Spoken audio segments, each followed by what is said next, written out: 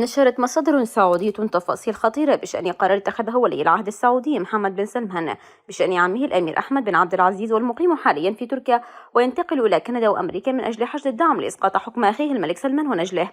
وقالت المصادر السعودية إن بن سلمان كلف مستشاره الخاص سعود القحطاني بتشكيل محكمة خاصة تتكون من 3 قضاة مهمتها الرئيسية محاكمة أمراء آل سعود على الجرائم الملفقة له من النظام السعودي. وأوضحت المصادر السعودية أن بن سلمان طلب من مستشاره القحطاني أن تعمل تلك المحكمة على دراسة ملفات الأمراء ومناقشتها وإصدار الأحكام القضائية وفق التهم الموجهة لهم من قبل نيابة أمن الدولة، على أن يكون المسؤول عن تلك الملفات في النيابة من الموالين للأمير السعودي والمقربين من نظامه.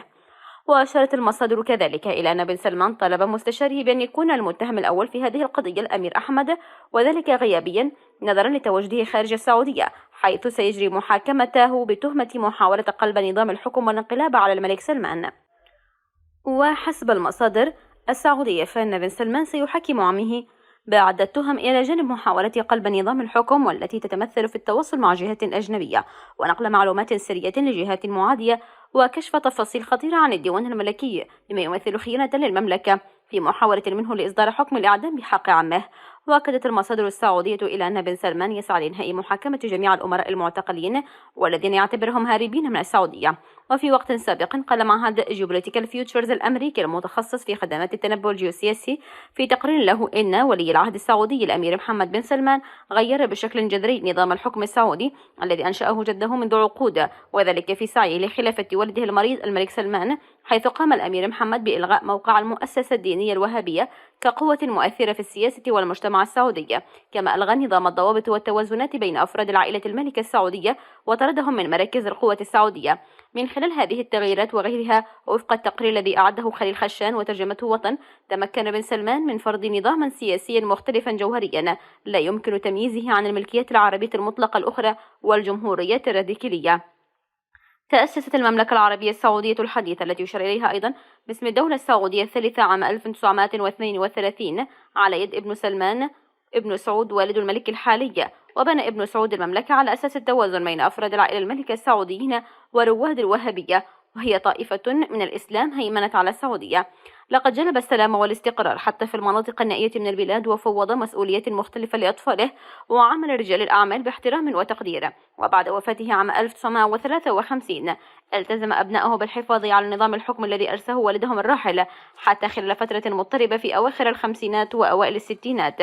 لقد حافظوا على نظام من الضوابط والتوازنات، حيث لا يستطيع أي من كبار الأمراء المحيطين بالملك إملاء السياسة السعودية.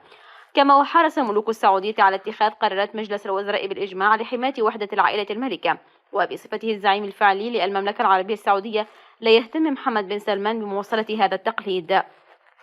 لقد ثبت أنه غير راغب في تقاسم السلطة مع أفراد العائلة الملكة السعوديين الآخرين، ولا يتسامح مع النقد، كما اشتهر بسجن المثقفين والناشطات والمدافعات عن حقوق الإنسان.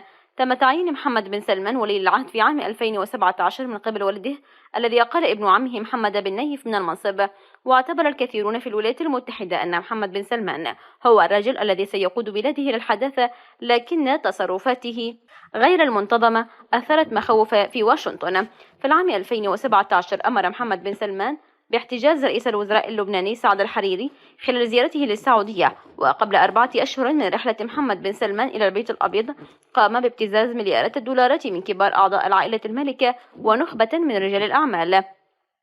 وبعد عام قتل المنشق السعودي جمال خاشقجي الذي كان ينتقد مشروع رؤية 2030 لمحمد بن سلمان وأسلوب قيادته بوحشية في القنصلية السعودية باسطنبول. كان محمد بن سلمان يعلم أن أعضاء بارزين في العائلة الملكة السعودية عرضوا صعوده للعرش واعتبروه مندفعا وغير متعاطف، ولم يكن يريد أن يواجه نفس المصير الذي واجهه عمه الملك سعود الذي أطيح به في عام 1964 من قبل تحالف من كبار الأمراء ورجال الدين. وهكذا أنشأ محمد بن سلمان جهاز أمني شخصي خارج نطاق القانون وخارج نطاق القضاء لتعقب المعارضين السعوديين في الخارج. ولأنه مهووس بفكرة أن العائلة الملكة السعودية ستعتبره غير لائقا للحكم، فهو مصمم على منع ظهور حركة أمراء أحرار أخرى على غرار تلك التي أنشأها الأمير طلال بن عبد العزيز في عام 1958 لضمان عدم الطعن في حكمه بطريقة مماثلة. فرض محمد بن سلمان عدة تغييرات بدعم من والده، وحطم الركائز الثلاثة التي قامت عليها المملكة منذ عام 1932، وهي التمسك بالعقيدة الوهابية والإجماع القبلي ووحدة العائلة الملكة السعودية. لقد كسر محمد بن سلمان العمود الفقري للمؤسسة الوهابية من خلال قدرتها على فرض التقوى والسيطرة على محتوى الخطب الدينية، وسجن رجال الدين الصريحين. بعد 5 أشهر من تعيين محمد بن سلمان ولي العهد، عينه الملك سلمان رئيسا للهيئة الوطنية لمكافحة الفساد، وبعد ذلك مباشرة قام بعملية ابتزاز في فندق ريدز كارتون بالرياض، حيث قام بتطهير 11 من الأمراء بمن فيهم وزير الحرس الوطني القوي ونحو 400 من كبار المسؤولين الحكوميين ورجال الأعمال البارزين الذين اتهمهم بالفساد المالي وغسيل الأموال. كان لهذه الخطوة هدفان: معاقبة الأمراء الذين صوتوا ضد تعيينه ولي العهد، والسيطرة على قدر كبير من الثروة الوطنية. لقد بعث برسالة قوية إلى أفراد العائلة الملكة السعودية تحمل مواجهة الاعتقال والافتقار والإذلال، واعترف محمد بن سلمان بالاستيلاء على 107 مليارات دولار من المعتقلين، لا يهم إذا احتفظ بالأموال لنفسه أو أودعها في الخزينة الوطنية. منذ تأسيس المملكة لم يكن هناك فرق بين الخزانة والملك الذي يمكنه سحب الأموال متى شاء من وزارة المالية، لكن الأهم من ذلك هو أن أفراد العائلة الملكة الآخرين منعوا من الوصول إلى الأصول العامة. من المفهوم أن سياسته الاجتماعية بما في ذلك إلغاء الرقابة الوهابية الصارمة جعلت محمد بن سلمان يتمتع بشعبية بين الشباب والنساء السعوديين، ومع ذلك فإن دعمهم يتوقف على نجاح خطط التحديث الاقتصادي الخاصة به. يكمن فخ التنمية الاقتصادي في أنها تؤدي حتما إلى تزايد المطالب بالمشاركة السياسية، بالرغم من أنه من غير المرجح أن يتسامح محمد بن سلمان مع مثل هذه الدعوات. ويشكك الكثيرون أيضا في مستقبل مشروع يوم العملاق، وهو خطة بقيمة 500 مليار دولار لتحويل السعودية إلى دولة حديثة. وعد محمد بن سلمان بمزيد من الحريات الاجتماعية، حيث قام بتخفيف قواعد اللباس بالنسبة للنساء ولم يعد يطلب منهن تغطية وجوههن، ودعا الفرق والمغنيين الأجانب إلى القدوم للسعودية، وحظر أنشطة هيئة الأمر بالمعروف والنهي عن المنكر. كما أنشأ الهيئة العامة للترفيه لإثبات استعداده للتخلي عن الماضي التقليدي للبلاد، لكن التحول المفاجئ أثر الدهشة لقد أدى إلى تآكل نظام القيم التقليدي للناس دون تزويدهم بأدوات التغيير السلوكي. فقدت السعودية السيطرة على مجلس التعاون الخليجي، حيث أصبحت الإمارات الآن منافستها الرئيسية في السياسة الإقليمية، حيث يمارس ولي العهد أبو ظبي محمد بن زايد الحليف الموثوق للولايات المتحدة الآن نفوذه على السياسة الخارجية السعودية، حيث جر الرياض إلى الحرب في اليمن، وأقنع محمد بن سلمان في عام 2017 بفرض حصار على قطر بدعوى دعمها للإرهاب والتدخل في شؤون المنطقة.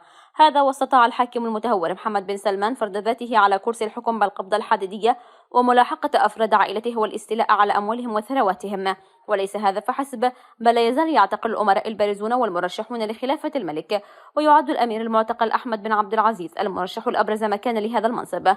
وهنا يطفو السؤال حول مصير الأسرة المستقبلي التي لديها خيارين لا ثالث لهما. الخيار الأول الإذعان والتسليم لحكم محمد بن سلمان، وعلى هذا الحكم والسنوات آثار ثقيلة عليهم كالاستيلاء على المزيد من ثرواتهم ومنع حركتهم والسفر خارج المملكة وأشكال أخرى من الإذلال. الخيار الثاني التخلص من الحاكم المتهور بمختلف الطرق والوسائل، وهذا السيناريو لا يمكن أن يتم بعد اليوم دون عنف مفرط. الأسرة أو العائلة الحاكمة أمام خيارات صعبة، وجميعها سينعكس تأثيرها بشكل كبير على واقع ومستقبل المملكة الخليجية الأكبر التي قلص محمد بن سلمان مكانتها دوليا. عاد التفكك الاجتماعي داخل عائلة آل سعود للواجهة مجددا، وفي ظل الانشقاقات داخل العائلة الحاكمة بين تياري الأب والابن بشأن التطبيع مع إسرائيل، ويسود الآن التفرق والانشقاقات داخل الأسرة الحاكمة منذ تولي الأمير محمد بن سلمان ولاية العهد صيف 2017 بانقلاب ناعم على الأمير محمد بن نايف، ثم قيامه بعد عدة أشهر بتنفيذ حملة اعتقالات واسعة شملت أكثر من 370 أميرا من العائلة الملكة ورجال أعمال داخل فندق ريدز كارتون والسيطرة على أموالهم. وعمد محمد بن سلمان على إقصاء ابن عمته وتهميشهم من المناصب الحكومية الرفيعة، عاد عن اتهام ال10 منهم بالفساد والسرقة، حتى أن مراقبون للشأن السعودي يقولون إن النظام السعودي برمته في خطر.